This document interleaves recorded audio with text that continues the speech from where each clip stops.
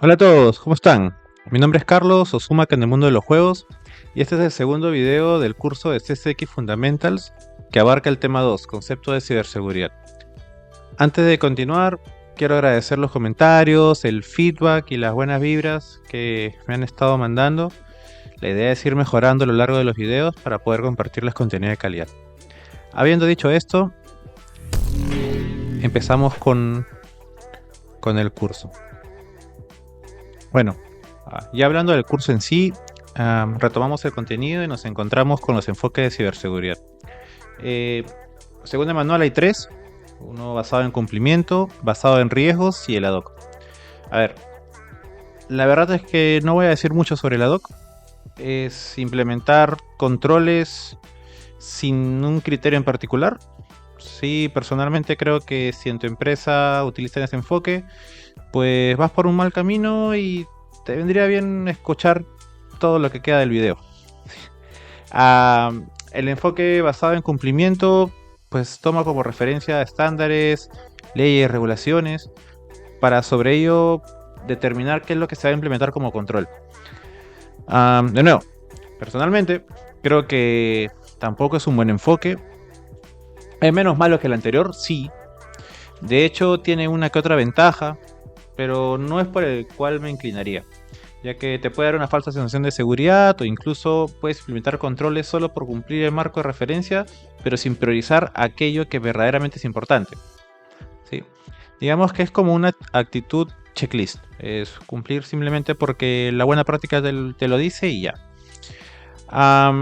El tercer enfoque basado en riesgos es, obviamente como su nombre lo dice, se basa en identificar el riesgo que enfrenta una empresa y diseñar controles para implementarlos y con esto mitigar los riesgos siempre que se encuentren por encima de la tolerancia al riesgo de la empresa.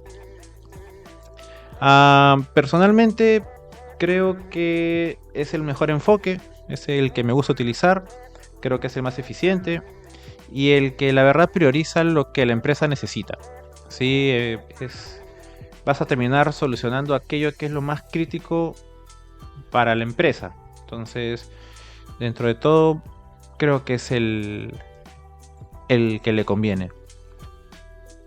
Algunos términos que necesitamos aprender sí o sí. A ver, una vez más, debemos seguir la definición del manual. Sí, olvidémonos de las definiciones que podamos tener en la cabeza de otras buenas prácticas, etc. Estas deberían ser las definiciones que vamos a utilizar para el examen. Sí, como les dije, si no me equivoco, en algunos de los videos que ya he grabado, he estado grabando algunos, no recuerdo en cuál lo mencioné. Cuando damos un examen de certificación, lo ideal es aplicar los conceptos propios del manual, ¿sí? Y olvidarnos de lo que podemos saber o la interpretación que nosotros le podemos dar, porque en realidad, a ver, si lo que buscamos es aprobar el examen, pues necesitamos tener esos conceptos claros en base a lo que dice el libro. Así que vamos con la definición de riesgo. Y riesgo viene a ser la combinación de la probabilidad de un evento y su impacto. ¿Sí? Es mitigado mediante la implementación de controles. Y bueno, a ver, hay otras definiciones de riesgo. Es como la probabilidad de que una amenaza explote una vulnerabilidad, ocasionando un impacto adverso en la empresa. Como les digo, hay que seguir la definición del manual, que fue la primera que mencioné, pero igual, a cualquiera de las dos definiciones es válida. ¿Sí?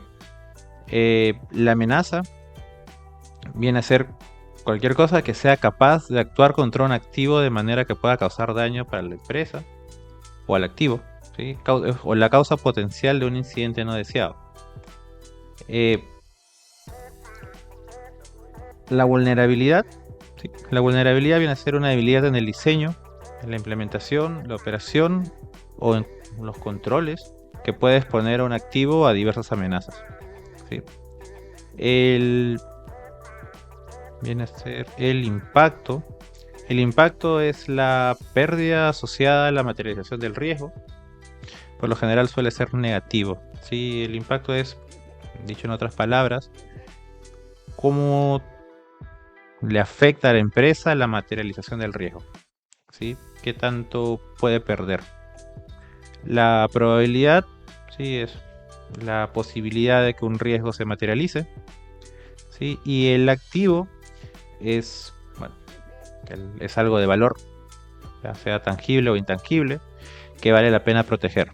Eso incluye a las personas, la información, la infraestructura de la empresa, hasta la reputación. Creo que hasta lo podríamos considerar como un activo. La fuente de amenaza, ¿sí? O threat source, como se le conoce, es digamos, el proceso o el agente que intenta causar el daño y explotar la vulnerabilidad. El evento de amenaza o el threat event, que es como lo van a encontrar en el manual, es el resultado de la actividad maliciosa efectuada por un agente. ¿Sí? Es decir, ¿qué es lo que hizo el agente? En pocas palabras. El riesgo inherente es el nivel de riesgo o exposición del activo sin tener en cuenta las acciones o los controles que se han podido haber implementado. ¿Sí? El riesgo residual es el riesgo restante o resultante después de que la administración o el encargado del activo haya implementado el plan del tratamiento de riesgos o la respuesta al riesgo que correspondía, es decir, que haya implementado controles para mitigar ese riesgo. Y los riesgos de terceros son los riesgos que se dan por interacción con terceras partes. De hecho, hace poco escuché un par de charlas con respecto a riesgos de terceros que últimamente está sonando bastante porque hay muchas regulaciones que le están empezando a abordar. Así que es un tema a tener en cuenta ahí en el radar. Luego tenemos una vista de los enfoques de riesgos que nos trae el manual y nos menciona 3. El primero es el que personalmente yo suelo utilizar, que es el de la tolerancia al riesgo, que es en base a cuánto está dispuesta la organización a perder. Es decir, las empresas suelen tener un umbral y por debajo del umbral suelen aceptar el riesgo, por encima es que empiezan a generar acciones, ¿sí?, para poder mitigar dicho riesgo. El segundo enfoque, según el entorno, es en base al tamaño y al alcance del entorno a proteger. Y el tercer punto hace referencia a la data disponible, que es en base a la cantidad de información que se puede ver comprometida o que se desea proteger. Personalmente no he escuchado mucho de los últimos dos. Sí, creo que la gran mayoría de empresas utiliza el de tolerancia al riesgo y creo que es el más aceptado a nivel general, ¿no? Bueno, a ver, esta lámina que se ve un poco compleja, o este gráfico que les muestro acá, está basado en una de las publicaciones que hizo NIST en la 830, que habla sobre el modelo genérico de riesgos con factores clave de riesgo, ¿sí? Aquí, sin complicarnos mucho, lo importante o que lo que nos deberíamos de llevar es que existe una fuente de amenaza que es la que inicia un evento de amenaza con cierta probabilidad de que pueda ocurrir. Sí, ese evento de amenaza es una secuencia de actividades o de pasos, o es un escenario específico que explota una vulnerabilidad. Esta vulnerabilidad tiene ciertas condiciones preexistentes o ya establecidas previamente, ya sea en un proceso, en un sistema, etc.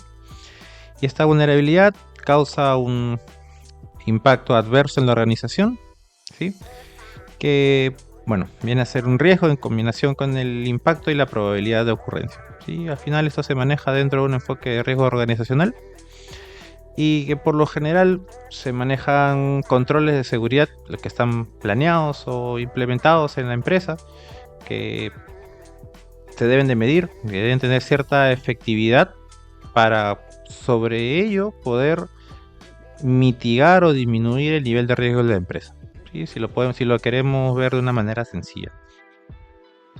Vale, por el lado de los agentes de amenaza tenemos mm, dos vistas, dos bandos, si lo quieren ver así. Por un lado los amistosos y por el otro lado los hostiles. Sí, por el lado de los amistosos, ¿qué es lo que podemos encontrar? Los investigadores, que vienen a ser los researchers, que están por acá. Los que aparecen como ethical hackers, que son los que por lo general contratamos en las empresas para hacer algún tipo de pentesting, para probar la seguridad de nuestros sistemas. Los agentes de seguridad, que de alguna manera están asignados a lo que es seguridad nacional, también se podría considerar como amistosos, si lo quieren ver así. Algunos también podrían decir que está del lado hostil, en cuestión de por dónde se quiera ver. Los agentes de la ley, igual, por el lado de amistoso en teoría. Algunos también los pueden considerar como parte hostil, dependiendo el enfoque que le quieran dar. Y los cibersoldados, los que están dentro del lado de la rama militar, ¿sí? Igual estos obviamente son enfoques como para tratar de colocarlos en una simple vista. Por el lado hostil, los que tienen poca probabilidad o capacidad de que puedan realizar una explotación de alguna vulnerabilidad, dado que tienen bajo conocimiento o un bajo nivel de expertise, son los llamados script keys, que son los jóvenes que por lo general están empezando, que son los que utilizan puntualmente herramientas, ejecutan las herramientas como para hacer algo, pero sin necesidad de tener el conocimiento de lo que hace la herramienta, ¿sí? Hay otros que pueden ser hackers, sí, que están en línea, tal vez, que tienen ciertas habilidades, ¿sí? Pero no llegan a ser habilidades tan desarrolladas, tal. Y bueno, en este caso están los empleados, pero los empleados de la empresa, que puede ser un empleado disgustado, ¿no? Un empleado que puede tener algún tipo de acceso, ¿sí? Con habilidades intermedias o bajas, pero que tenga un acceso privilegiado, que le pueda hacer cierto daño a la organización en caso que se vaya en malos términos.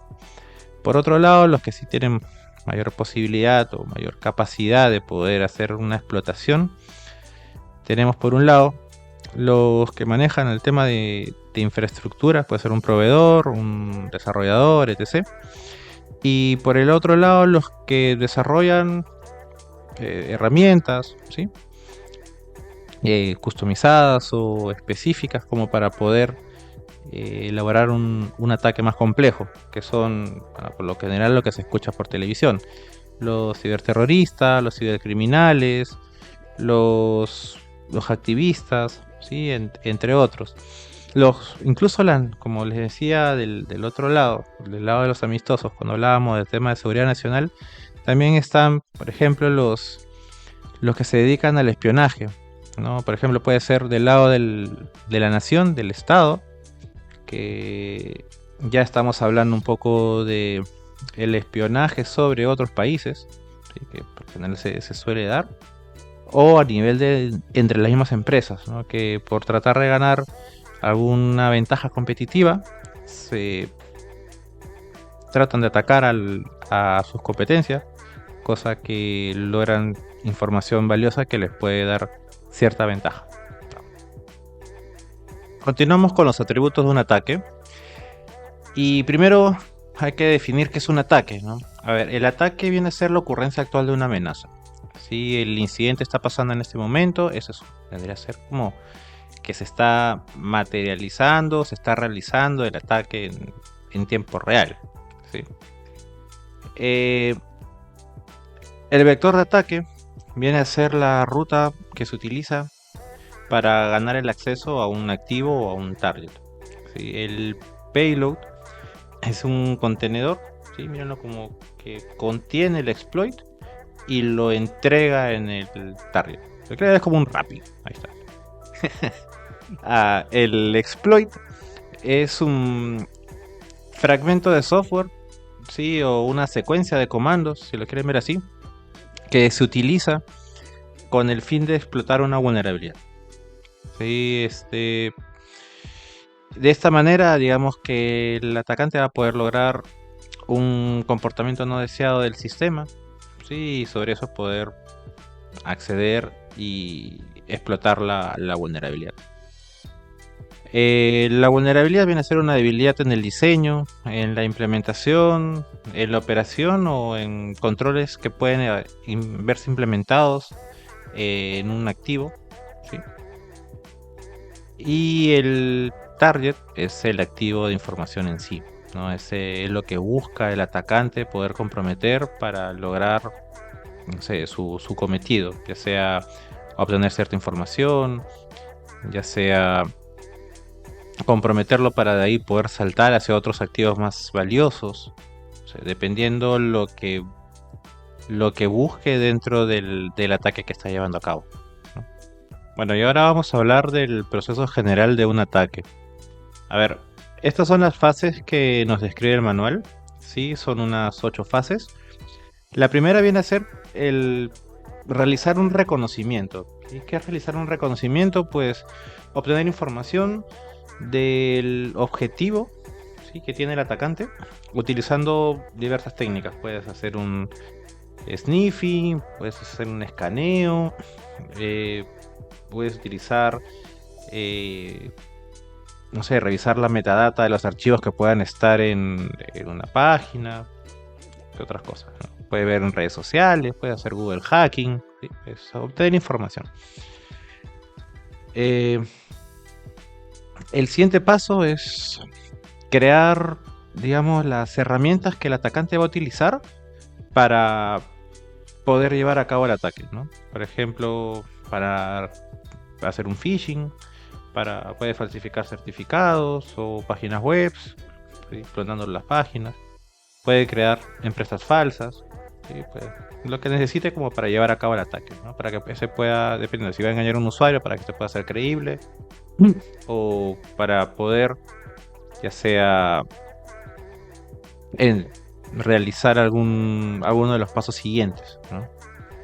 La entrega de capacidades maliciosas, o el delivery, viene a ser cuando el atacante instala o de alguna manera ingresa en los activos, ¿sí?, aquello que va a necesitar para llevar a cabo el ataque, ¿no? Ya puede ser un malware, ya sea un personal comprometido, ¿sí?, alguien a quien le haya hecho un ataque de ingeniería social antes, ¿sí?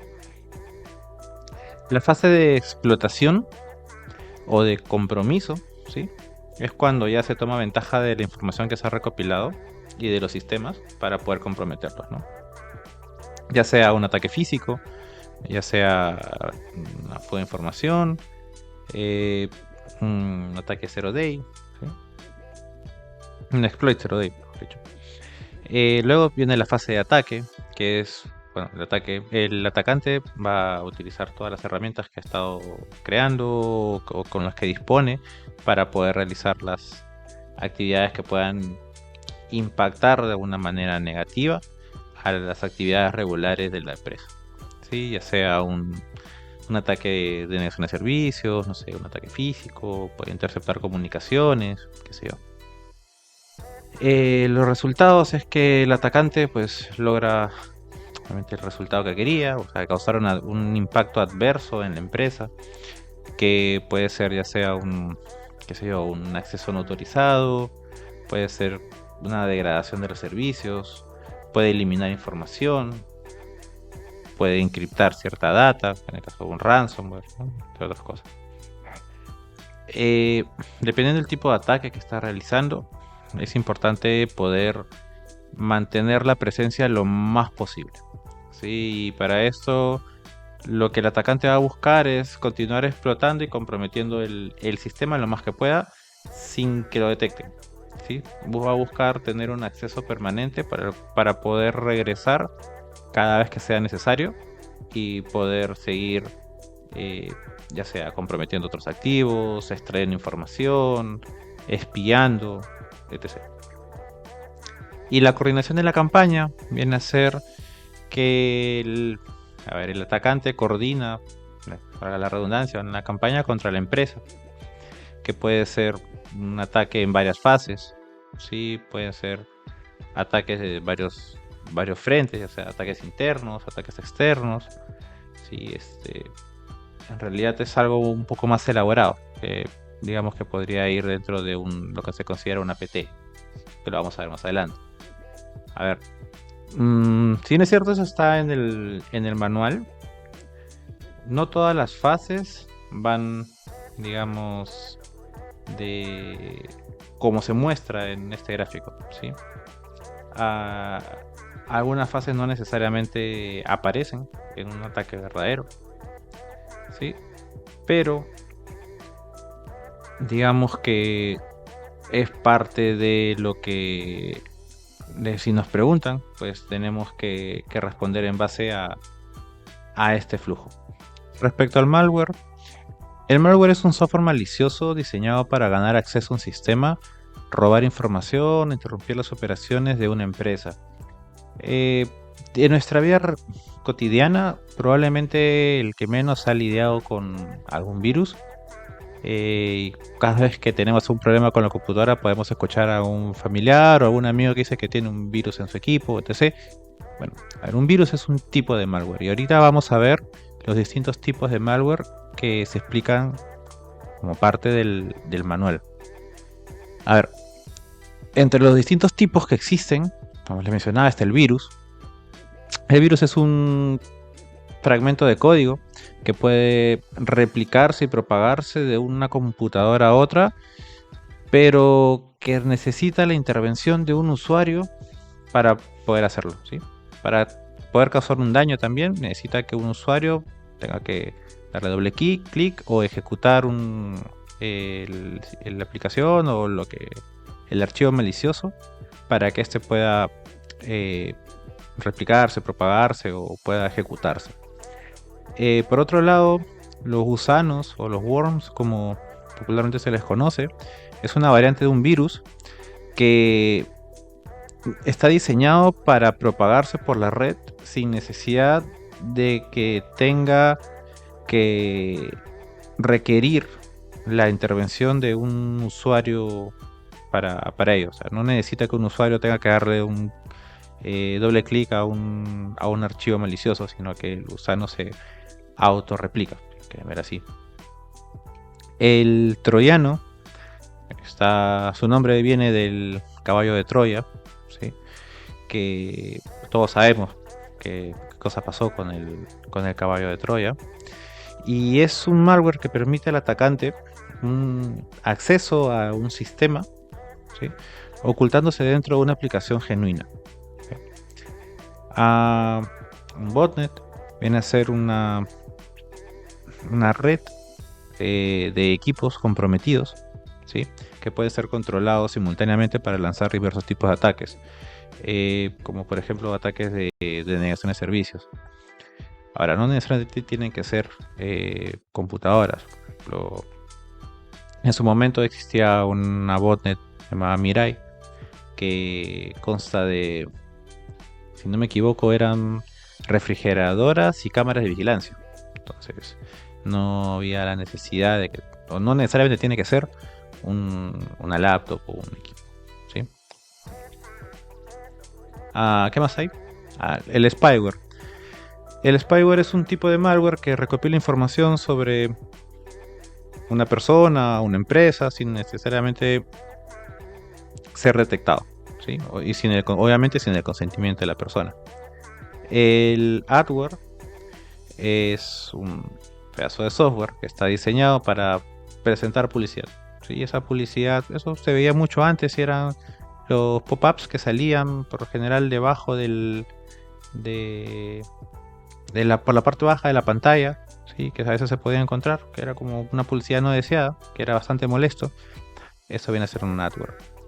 El ransomware, que creo que es uno de los más conocidos últimamente, es un tipo de malware que lo que hace es cifra la información que está en un equipo y exige un rescate, por eso el nombre de ransom, para poder ser desbloqueado.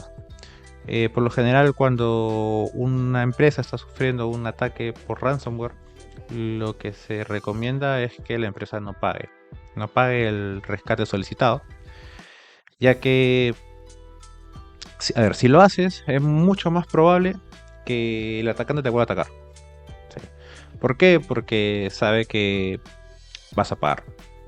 Entonces, si ya pagas una vez, vas a pagar la segunda, vas a pagar la tercera, y aparte tampoco tienes la certeza de que una vez que pagues te va a dar la, la llave para poder desencriptar la información. El ransomware, digamos, el caso más sonado, sí, o uno de los primeros casos sonados fue lo que pasó con Telefónica hace ya, que son 6 años, si no me equivoco, o no, 6 años, entre 5 o 6 años, que fue uno de los más sonados que, a ver, paralizó Telefónica por creo que un día, si no me equivoco. El tema de los keyloggers, bueno, el keylogger es una clase de malware que, digamos, registra todo lo que un usuario tipea, ¿sí? Cada pulsación del teclado es registrada y se lo envía al atacante para, en este caso es para robar cierta información. ¿Para qué lo usan por lo general? Para robar usuarios, claves, ¿no? Por ejemplo, cuando quieres ingresar a Facebook, ingresas tu usuario y tu clave, pues el keylogger está mandando que has ingresado, obviamente has tipeado www.facebook.com, tu usuario y tu clave. Entonces, para eso es. No, bueno, no solamente es para eso, es para varias cosas, pero es un ejemplo de lo que hace un keylogger. Y en el caso del rootkit, pues el rootkit es un tipo de malware que oculta la existencia de otro malware, modificando el sistema operativo sobre el cual se encuentra, ¿no? Lo que hace es que evita que este pueda ser detectado por otras herramientas de protección. Bueno, y los que creyeron lo de las refrigeradoras, a ver, era broma. En realidad sí afectó a equipos IoT, el tema de Mirai. Principalmente eran cámaras, ahí sí no estaba bromeando, pero eran cámaras y routers sus mayores objetivos. También comprometía a otros equipos IoT, pero no necesariamente refrigeradora, no lo van a tomar literal, simplemente era una broma para animar un poco. Bueno, había que aclarar lo de la broma, no vaya a ser que después alguien jale el examen y me diga que por estar haciendo broma no logró probar. Vale. Con respecto a los tipos de ataques, empezamos por los APTs, sí, que vienen a ser las amenazas persistentes avanzadas. Viene de Advanced Persistent Threats y son ataques complejos, coordinados, ¿sí? Por lo general realizados por grupos de ciberdelincuentes sumamente organizados. Son grupos, ya casi grupos que se dedican netamente a esto, ¿sí? Con muy altas habilidades técnicas, ¿sí? Y por lo general esos ataques se dirigen a una empresa, o incluso pueden dirigirse hacia un país o a una entidad específica. Sí, requieren bastante investigación, sí, demoran mucho tiempo en poder ejecutarse, se puede ejecutar incluso hasta en años. Y una de las características de este tipo de ataques es que los atacantes buscan cierto perfil bajo cuando están comprometiendo a la empresa, porque lo que quieren es pasar desapercibidos, quieren estar la mayor cantidad del tiempo posible ahí para poder hacer la mayor cantidad de daño, poder sacar la mayor cantidad de información, poder comprometer la mayor cantidad de sistemas. Entonces lo que buscan es, digamos, no hacer tanto ruido, ¿no? Y son de los ataques más peligrosos que hay, de hecho. Una puerta trasera, digamos que es una manera de poder acceder a un sistema comprometido, ¿sí? Digamos que los atacantes instalan un software o configuran un sistema ya existente con ciertas condiciones que les permita un acceso remoto a esos sistemas ya comprometidos y poder ingresar en el momento que lo necesiten. Un ataque de fuerza bruta es un ataque que por lo general se realiza para desencriptar o descubrir contraseñas, ¿sí? Es probar todas las posibles combinaciones o claves hasta encontrar la correcta. Es como si trataran de abrir un candado de, de combinación que empiezan a probar desde el 000, 001, 002 y llegan hasta el 999. Ya, eso vendría a ser un ataque de fuerza bruta, si lo quieren ver así. El buffer overflow o el desbordamiento del buffer, si lo quieren ver en español, es cuando un programa intenta almacenar más datos en el buffer que tiene asignada la variable, ¿sí? la que tiene prevista.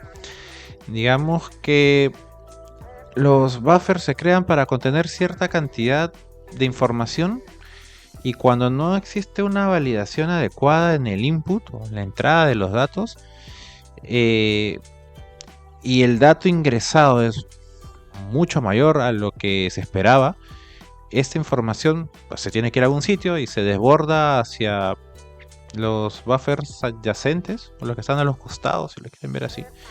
Y lo que hace esto es sobreescribir los valores que existían en esos espacios reservados de memoria. Esto por lo general puede ser por error, puede ser por una mala programación al validar los inputs, pero es un ataque que era bastante común para poder comprometer a los sistemas, ¿sí? Porque lo que hacen es ingresar cierta cantidad de información aleatoria para al final o en cierta parte de la cadena que se ingresa colocar código malicioso y que este se puede ejecutar al momento que el sistema trata de procesar la información que se ha mandado. Se empieza a ejecutar el código que nosotros hemos ingresado porque al final va a ir pasando de segmento de la memoria hasta que lo ejecuta. O nosotros podemos hacer que salte hasta el segmento donde hemos colocado el código malicioso con esa sentencia que le hayamos pasado. El cross-site scripting es un tipo de ataque, un tipo de inyección, ¿sí? En el que se ingresa un script malicioso en, digamos, en campos donde se puede ingresar información, ¿sí? Para que el navegador lo pueda procesar en tiempo de ejecución en la web que se está tratando de vulnerar, y que este fallo permita que el ataque se pueda realizar en otros usuarios que traten de acceder a esa URL comprometida, que dependiendo de lo que nosotros le hayamos colocado podría ser la ejecución de un script o robar algún cookie, qué sé yo, lo que se busque en ese momento, ¿sí? ¿Cómo funciona? Por lo general, un atacante utiliza la web y lo que va a hacer es cargar o enviar cierto código malicioso, pero en una forma de comandos, ¿sí? Por lo general se interpreta del lado del navegador, ¿sí? hacia donde se desea apuntar como atacante, ¿no? El ataque de negación de servicios es un ataque en el cual, digamos, una fuente realiza muchas peticiones sobre, no sé, digamos que tenemos un servidor que está aceptando peticiones y un atacante empieza a mandar un número obsceno de solicitudes, de tal forma que satura al servidor y este pues interrumpe sus operaciones o simplemente puede verse degradado el performance del mismo, ¿no? Un ataque de man in the middle viene a ser que un atacante se coloca en el medio de dos partes, ¿sí? Que están intercambiando información para obtener la información que envía uno, ya sea para simplemente interceptarla y ver qué cosa está mandando, o en todo caso modificar el mensaje y enviarlo a la otra parte, ¿sí? Actúa, digamos, como un pivot, ¿sí? Yo en la parte A envía la información, este es el atacante, recibe la información, lo lee, lo interpreta, puede modificarlo y se lo envía a la otra parte. Y cuando este responde, se lo envía al atacante y este es quien al final termina respondiendo al emisor original. ¿Sí? Ingeniería social. Sí, la ingeniería social es un intento de explotar alguna vulnerabilidad en las personas, ¿sí? Para poder obtener acceso a información a los sistemas. La ingeniería social, digamos que es cuando uno manipula a su víctima, que es a otra persona, para que haga lo que yo quiero o lo que el atacante quiere, sin que la otra persona se dé cuenta que está siendo víctima de un ataque. Digamos que es un engaño, ya sea para que una persona pueda divulgar información, para, no sé, que comparta su contraseña, para que abra cierto programa que pueda ser malicioso, un malware, como ya lo hemos hablado anteriormente, etc. ¿Sí? A ver, un phishing es un tipo de ingeniería social que por lo general se da por correo y lo que busca es intentar convencer al usuario que quien envía el correo es obviamente pues, la persona que dice ser, y que, bueno, a ver, por un ataque de phishing se puede hacer varias cosas. Se puede tratar de que un usuario ingrese a una página comprometida, simulando ser un banco, pongamos, para que ingrese sus credenciales y robarlas. Obviamente esa página es una página falsa, ¿sí? Por medio de un phishing se puede hacer que un usuario descargue un archivo malicioso para que puedan ejecutarlo y obviamente se vea comprometido el equipo, ¿sí? Y obviamente se hace por medio de engaños, ¿sí? Ahora, un spear phishing es un phishing pero específico hacia una persona, ¿sí? Es el equivalente a una caza con arpón, ¿sí? O pesca con arpón, en todo caso. Es algo puntual. Mientras que en el phishing uno lo hace de manera masiva, ¿sí? A ver quién cae. El spear phishing es más peligroso porque lo que busca es atacar a una persona puntual, ¿sí? O sea, yo por ejemplo sé quién es el administrador de cierta empresa y voy y lo ataco. Trato de hacerlo, de engañarlo, de hacerle caer en algún tipo de manipulación, como para poder hacerme con algún tipo de acceso, poder hacer que me comparta algunas credenciales, ¿sí? Poder obtener cierta información importante que me pueda dar alguna ventaja al momento de atacar a una empresa, ¿no? El spoofing viene a ser como una falsificación de un IP, ¿sí? De una transmisión para entrar ilegalmente a un sistema seguro. Supongamos que, no sé, yo tengo como un control, un bloqueo por geolocalización y solo puede ingresar conexiones desde Estados Unidos. Ya. Lo que yo hago es tratar de falsear mi IP, en este caso un spoofing, para que el IP vaya o parezca que viene de Estados Unidos y cuando me trate de conectar al sistema pueda ingresar. Sí, un ataque de SQL injection viene a ser un ataque de inyección que también se hace sobre los sistemas. Es un ataque sobre capa 7 en la que se ingresa una sintaxis SQL en un campo de entrada, como para poder interactuar con la base de datos de una manera no prevista al momento que se diseñó. Y el 0DI es una vulnerabilidad que se explota incluso antes de que el creador sea consciente de su existencia. Bueno, y ahora vamos a hablar sobre las políticas y procedimientos, ¿sí? Las políticas de seguridad de información, digamos que son el elemento principal de un sistema de gestión de seguridad de información. Estos son documentos de alto nivel que especifican los requerimientos y definen roles y responsabilidades de todas las personas que trabajan en una empresa, junto con lo que se espera de ellos, el comportamiento que deben de tener en ciertas situaciones. Las políticas por lo general suelen ser aprobadas por la alta gerencia o por el directorio, en realidad por el directorio. Va a depender mucho de cómo estén, digamos, organizados en la empresa, pero suele ser aprobado por la alta dirección y por el directorio. Eh, y estas deben ser comunicadas a la empresa y al personal de la empresa antes de la publicación. A veces cuando se quiere ser un poco más específico para abordar ciertas situaciones particulares, se pueden trabajar algunos instrumentos que estos se pueden incluir como anexos dentro de la política, ¿sí?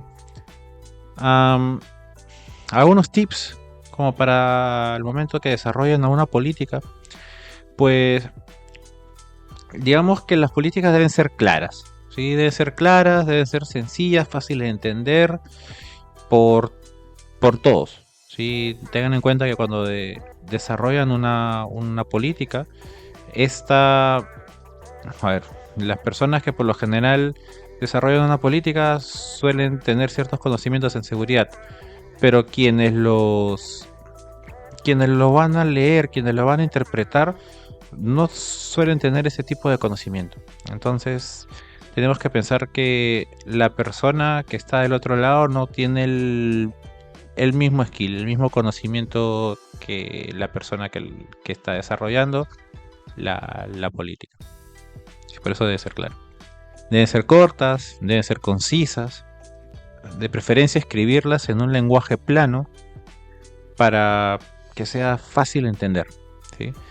Deben capturar la intención, digamos, lo que busca la gerencia o la alta gerencia, ¿sí? Para que esto pueda ser, digamos, expresado o aterrizado a todos los niveles.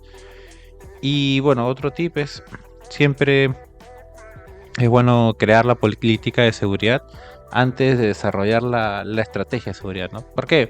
Porque la política de seguridad lo que te va a dar es digamos, el apoyo del directorio, de la alta dirección, para poder llevar a cabo el plan que quieres realizar. Entonces, por eso es que es importante la política de seguridad, porque da ese empowerment a los oficiales de seguridad para poder implementar los controles en la empresa.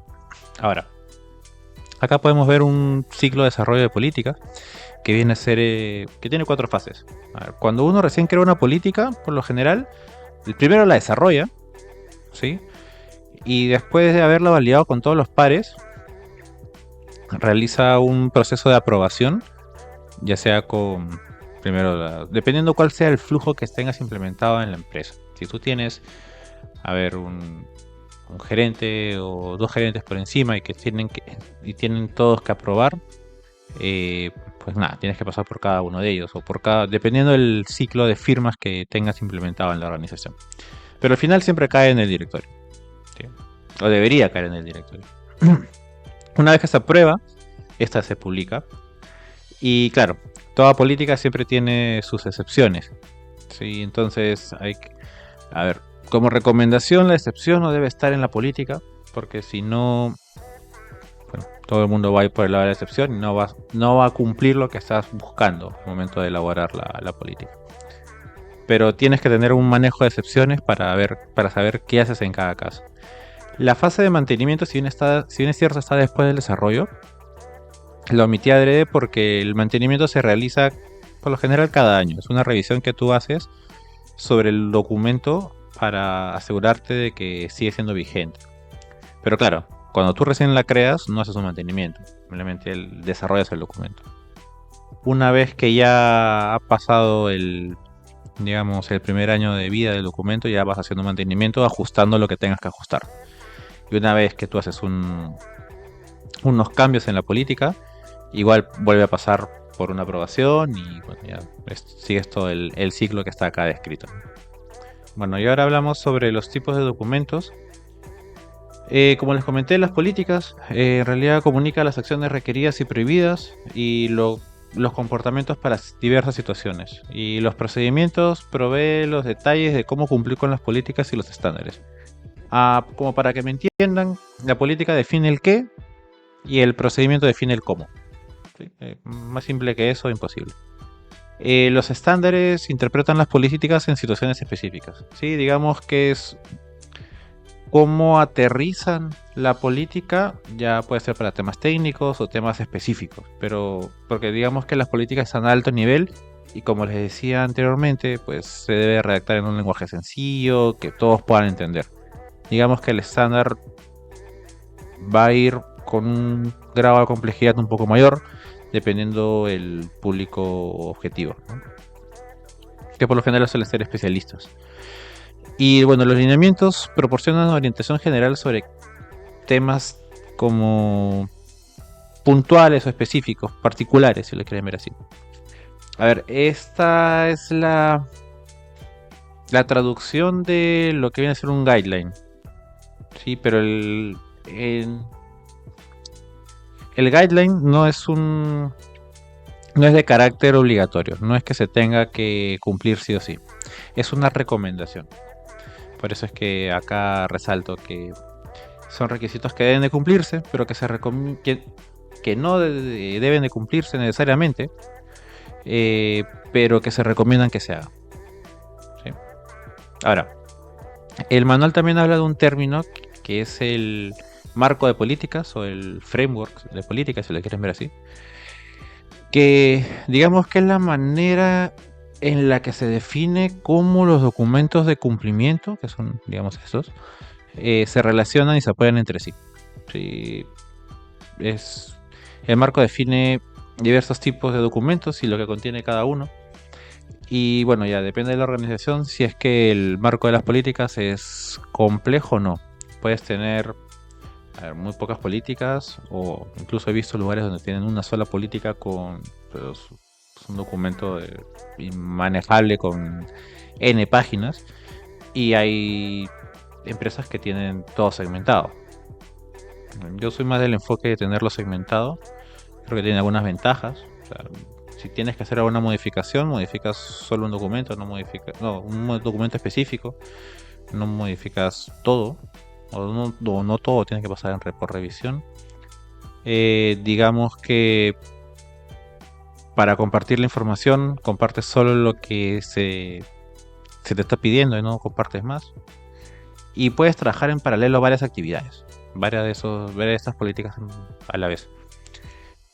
Obviamente la gestión de las mismas es un poco más compleja, pero bueno, a ver, tiene sus pros y sus contras, ¿no? Y bueno, algunos detalles de políticas. A ver, tenemos la política general de seguridad de información, que digamos que es un poco lo que les comentaba, ¿no? El tamaño de esta política puede variar de empresa en empresa. Lo que sí debe tener es un alcance definido, en el cual se defina qué es seguridad de información para la empresa, las responsabilidades asociadas, no sé, la visión, la misión, las metas, no sé, métricas que puede utilizar, cómo se soporta con la cultura de la empresa, cómo se alinea con otras políticas, temas regulatorios que pueden haber. No sé, en realidad es el documento base y por lo general toca de todo un poco, ¿sí? Esta debe ser comunicada y distribuida a toda la empresa para que todos, o incluso terceros que puedan estar relacionados con la empresa, ¿sí? Como para que sepan un poco cuál es la política de seguridad de la empresa como tal. La política de control de accesos, bueno, por lo general brinda los detalles de cómo se va a proporcionar el acceso, ya sea para partes interesadas, ya sea internos, externos, como para que se logren los objetivos del negocio, ¿no? La política de accesos debe garantizar que el acceso, por ejemplo, de emergencia que se puede solicitar para un acceso, para un activo en particular, un permiso de administrador, se pueda brindar o se pueda revocar, ¿sí? De manera oportuna. No sé, debe incluir algunos tópicos que por lo general van, sí, es cómo se da el aprovisionamiento, eh, regla de menor privilegio, ¿sí? Que es algo que uno siempre debe de buscar como parte de la definición de los controles de seguridad, cómo se da la segregación de funciones en una empresa, cómo se otorgan los accesos de emergencia, que era un poco lo que les estaba comentando anteriormente, ¿sí? Eh, la interacción con recursos humanos también. Ahora, hay algunos que lo dividen en o lo incluyen dentro de la política de personal. Sí, bueno, aquí, pero digamos que la política de control de accesos se da desde que ya contratas a la persona, ¿no? El alta, que es desde que lo notifica a recursos humanos. Por el lado de la política de personal, como les mencionaba, aquí se mencionan todos los lineamientos que se suelen incluir al momento de la contratación. Sí, por lo general, verificaciones de antecedentes penales, policiales. Si por ahora necesito información adicional para cubrir ciertos puestos de seguridad de información, es algo que piden en algunas regulaciones. Creo que, si no me equivoco, en la nueva ISO lo piden. Eh, cómo se maneja el tema de las rotaciones, si es que hay en la empresa. Pues justo es una técnica que se utiliza para evitar el aburrimiento en algunas posiciones y evitar que la gente se vaya. O también los planes de sucesión, ¿no? De que, como por ejemplo, si una persona falta, cómo se va a reemplazar a esa persona. Tema de capacitación. Y otro de los puntos también que se suele mencionar en esta política es los pasos que se deberían de seguir o digamos, los lineamientos que uno debería de incluir cuando se va a desvincular a una persona, ¿sí? O sea, es todos los detalles para revocar los permisos y cualquier tipo de acceso que pueda tener. Otra que tampoco no debe de faltar, digamos, que es la de respuesta ante incidentes, que es cómo la empresa va a responder a los incidentes que pueda estar sujeto, ¿sí? Y cómo se va a recuperar. O sea, aquí, ¿qué va? La definición de un incidente de seguridad, qué es un incidente para la empresa, cómo se va a manejar, qué es un equipo de respuesta, quiénes lo incluyen, los roles de las personas que van a ser parte del flujo, roles y responsabilidades, obviamente. Es para ver sobre quién se da el rendimiento de cuentas, ¿no? Los planes de respuesta que hay, digamos, la criticidad que puedan haber en los incidentes, cuando el incidente es alto, medio, bajo, el escalamiento, ¿sí? Cómo se va a dar la comunicación, cómo se va a dar las actividades de cierre, ¿no? El tema de lecciones aprendidas, etc. Y la de gestión de proveedores, que últimamente se está colocando mucho de moda, ya por las peticiones de algunas normativas que han salido, leyes que han salido, y es cómo vas a gestionar a tu proveedor y vas a gestionar los riesgos de seguridad que puedas tener. No ese tipo de, si vas a hacer algún análisis de riesgos, por ejemplo, sobre el proveedor, cómo vas a seleccionar al proveedor, si es que el proveedor debe cumplir ciertos controles de seguridad o no, cláusulas para la contratación de tu proveedor, cláusulas de seguridad que debes incluir, NDAs, entre varias cláusulas que se pueden añadir al momento de contratar, dependiendo del tipo de servicio que te vaya a dar, ¿no? Y bueno, estas por lo general suelen ser 5 de las políticas que no deberían de faltar en una empresa. Hay más, hay muchas más. De hecho, tienes la de roles y responsabilidades, tienes la de uso aceptable, ¿sí? Tienes la de medios removibles, entre otras, pero como les digo, por lo menos estas 5 no deben de faltar en ninguna organización. Bueno, ahora voy a pasar a describir los controles de ciberseguridad. Sí, algunos de los controles que se incluyen en el manual como para que los tengan presentes al momento de, no, si es que van a dar el examen de certificación.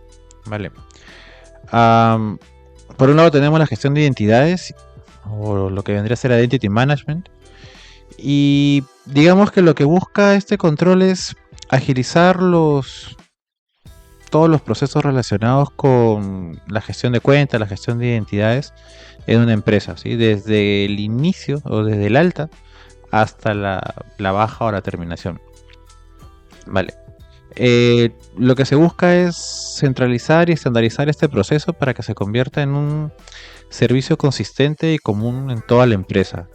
Y por lo general suele estar, digamos, compuesto de varios componentes, ¿sí? Puede ser servicios de directorio, pueden ser servicios de autenticación, servicios de autorización, toda la parte de, incluso de reseteo de contraseñas, en algunos se lo incluyen, de bloqueo de cuentas, capacidades también de aprovisionamiento y desaprovisionamiento de usuarios. ¿Sí? De hecho es un control complejo de implementar, sobre todo si es que manejas roles, ¿sí? Para la asignación de permisos, porque necesitas sí o sí los roles para hacer la implementación, para la parte del aprovisionamiento. Y por otro lado, necesitas que estos estén bien definidos y digamos que es un trabajo previo que tienes que realizar como que de hormiga, ¿sabes? Igual es muy importante, sirve mucho para evitar arrastres de accesos, para evitar que por error pueda quedar una cuenta habilitada de un usuario que ya no está trabajando y que al final se traducen en vulnerabilidades que pueden afectar a la empresa en algún momento, ¿sí? Bueno, el provisionamiento y el desaprovisionamiento de cuentas es parte por lo general, del proceso de contratación de la empresa, y es donde se crean las cuentas y se dan de baja, ¿sí? Digamos que este punto también incluye, podrías incluir también la parte de la gestión de contraseñas, lo que les mencionaba del reseteo, del desbloqueo de cuentas, ¿sí? Y bueno, obviamente, como les decía, la parte importante de este control, más que el alta, me parece que para mí que es la baja, porque la desactivación o la eliminación de la cuenta debe de realizarse de manera oportuna, cuando el usuario ya sea que deja la organización o de alguna manera termina la relación contractual, porque puede tratarse de un tercero también. Por el lado de la autorización, digamos que es el proceso utilizado para el control de acceso, que requiere que el sistema pueda identificar y diferenciar entre los usuarios para ver si es que tienes o no un acceso específico, o mejor dicho, quién puede acceder a qué, si lo quieren ver de esta forma. Un punto que tenemos que tener en cuenta aquí es que trabaja bastante de la mano con los ACLs, que vienen a ser reglas de acceso, ¿sí? Que es justamente lo que da las autorizaciones.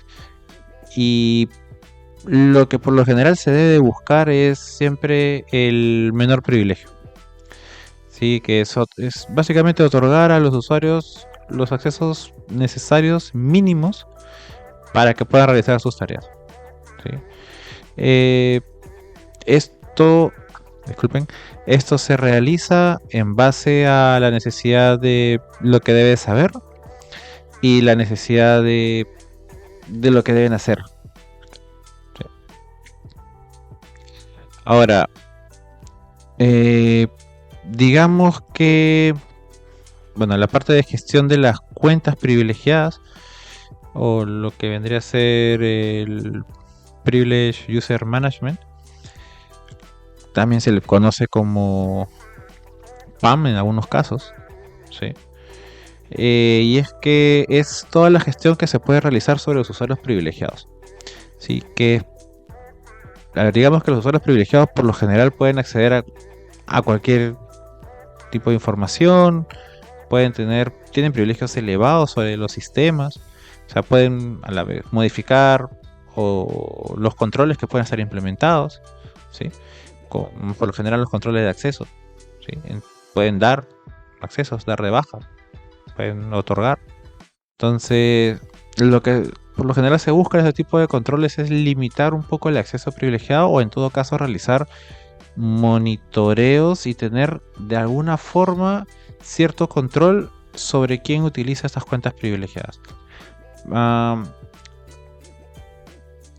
Creo que ya habíamos hablado de los tipos de controles y anteriormente me parece que ya en la unidad 1, no me acuerdo si es que hablamos de los temas de los tipos de controles, y uno puede aplicar controles en diversas capas, si lo quieren ver así, que es un poco lo que se conoce como defensa en profundidad.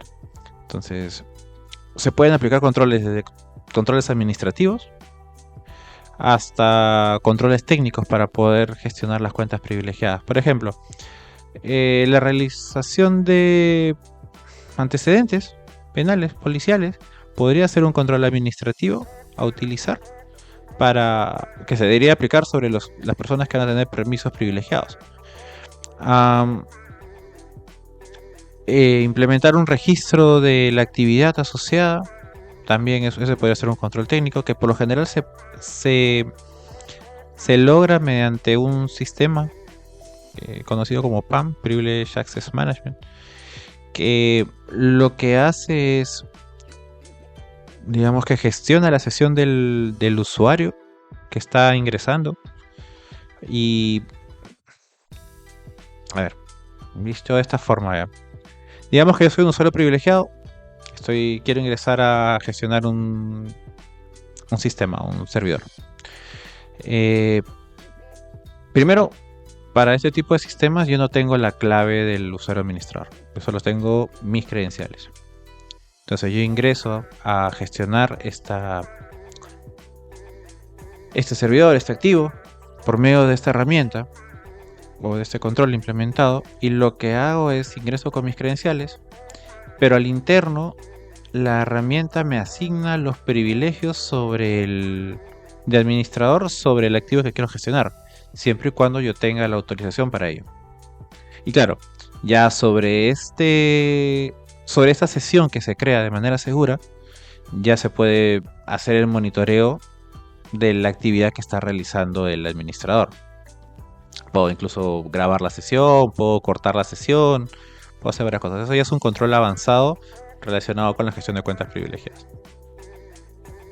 Importante capacitación para no compartir cuentas de los usuarios privilegiados. Imagínense que todos tengan el usuario administrador compartido por ahí. Se han visto casos. Bueno, obviamente el uso de contraseñas más seguras, incluso el uso de multifactor. Siempre las cuentas privilegiadas deberían estar protegidas por lo menos un segundo factor de autenticación. ¿Por qué? Porque en caso la cuenta se vea comprometida, pues dificultar el acceso de un usuario indebido, un usuario malicioso, ¿sí? Sobre todo porque este tipo de cuentas no deberían de cuidarse bastante para que no sean comprometidas. A ver, primero que no se deberían utilizar en uso diario. Eso es un control extra que no está en el manual, pero que es una muy buena práctica, que es que los usuarios administradores obviamente tengan dos cuentas, una cuenta personal, que es con la que hacen las funciones diarias de rutina, y una segunda cuenta que es la que utilizan para elevar los privilegios y poder hacer alguna acción que necesite permiso de administrador, ¿sí? Cosa que si por ahora la cuenta se ve comprometida la cuenta del administrador, la regular, no la privilegiada, ¿sí? Ahora, y para acceder obviamente lo que se requiere es un segundo factor de autenticación para que si por ahora la cuenta se llega a comprometer, pues esta no pueda ser utilizada si es que no tienes el segundo factor, ¿va? A veces pasa que ingresan en configuraciones las credenciales en archivo de configuración y bueno, obviamente sin encriptar y bueno, todas las malas prácticas que había así para ver, o algunos que lo realizan meten las credenciales en el código y bueno, obviamente ya sabemos todo lo que pasa con ello, ¿no? La gestión de cambios, o lo que se conoce como change management, lo que busca es garantizar que los cambios en los procesos, en los sistemas, en las aplicaciones, cualquier parte de los activos de la empresa, se realicen de manera ordenada y controlada, ¿sí? Eh, los controles, digamos que se implementan en la forma de un proceso de revisión estructurado destinado a evaluar y minimizar el potencial de interrupción de un cambio propuesto. Por lo general suele haber en este tipo de sesiones de gestión de cambios un análisis de riesgo para ver si es que cierta actividad, o no sé, la actualización de un parche, por ejemplo, o algún cambio en un sistema pueda afectar ya sea el activo o el resto o los diversos activos que se puedan ver afectados con el alcance del cambio como tal. ¿Sí? Esto que va a lograr que el cambio se haga de manera controlada, que se haga de manera autorizada. Y bueno, obviamente dependiendo de la criticidad del pase, o sea, hasta se pueda priorizar. Sí, una buena práctica también es que dentro de los cambios que se vayan a proponer o en la misma gestión de cambios al momento de hacer el pase, siempre existe la posibilidad de poder volver hacia atrás, lo que se conoce como un rollback, por si es que algo sale mal. O sea, de hecho, suele pasar en el mundo de sistemas. ¿Sí? Bueno, y obviamente un control que también se suele incluir dentro de la gestión de cambios, me estaba olvidando, era la parte de la documentación. Es importantísimo tener la documentación del cambio, primero actualizada y sobre todo bien detallada. ¿Por qué? Porque probablemente le debe haber pasado a muchos que puedan estar viendo el video. No vamos a estar en la empresa todo el tiempo. No vamos a estar en la empresa por siempre. Entonces, si es que tú vas a realizar un cambio y no vas a estar mañana, pues lo mínimo que uno esperaría es que se deje documentado lo que has hecho. Porque después las personas que conocieron del cambio se fueron y ya nadie supo qué hacía el módulo, qué hace cierta aplicación o qué hace cierta configuración, etc. Entonces, ese es un problema que se ve mucho en varias empresas y que obviamente puede traer problemas de disponibilidad eventualmente. La gestión de la configuración, a ver, como su nombre lo dice, es mantener las configuraciones de seguridad de los diversos activos, de los dispositivos de red, los sistemas, las aplicaciones, etc., de una manera segura y correcta. ¿Sí? A ver, por ejemplo, ¿qué más cosas se pueden incluir dentro de la gestión de la configuración? Igual, una evaluación de riesgos para ver que la configuración que se va a realizar es la adecuada, ver el impacto de los elementos relacionados con el posible cambio, llevar un seguimiento de las versiones, ¿sí? De las versiones del software o del hardware que se está digamos, gestionando en este caso.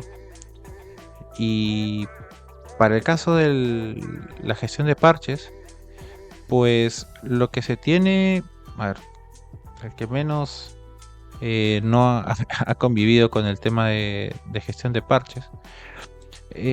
Un parche por lo general suele ser una actualización de un sistema, ¿sí? Que por lo general se ha encontrado algún tipo de fallo, alguna vulnerabilidad, etc. Y que debe ser remediada, debe ser cubierta.